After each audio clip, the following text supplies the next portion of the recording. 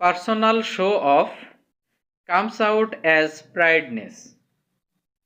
ব্যক্তিগত প্রদর্শন এটা অহংকারেরই নামান্তর।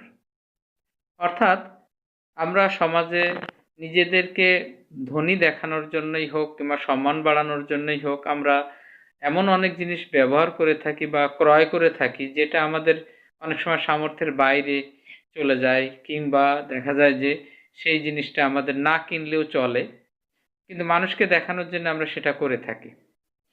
তো এই ধরনের জিনিস বা এই ধরনের জিনিস যদি আমরা কিনি তাহলে আমাদের ধরে নিতে হবে যে আমরা অহংকারী। কিছুটা অহংকার যদি মনের ভিতরে না থাকে তাহলে আমরা এই ধরনের জিনিস করতে পারি না। অতএব এটা আমাদের পরিহার করা উচিত। শুধুমাত্র নিজের যেটা প্রয়োজন সেটাই করা উচিত। কাউকে দেখানোর উদ্দেশ্যে কোনো কিছু করা এটা আসলেই অহংকার, এবং অহংকারী ব্যক্তি কখনোই জান্নাতে যাবে না। সুতরাং অহংকার যাতে না আসে এই জন্যে এই শো অফ থেকে আমাদেরকে দূরে থাকতে হবে।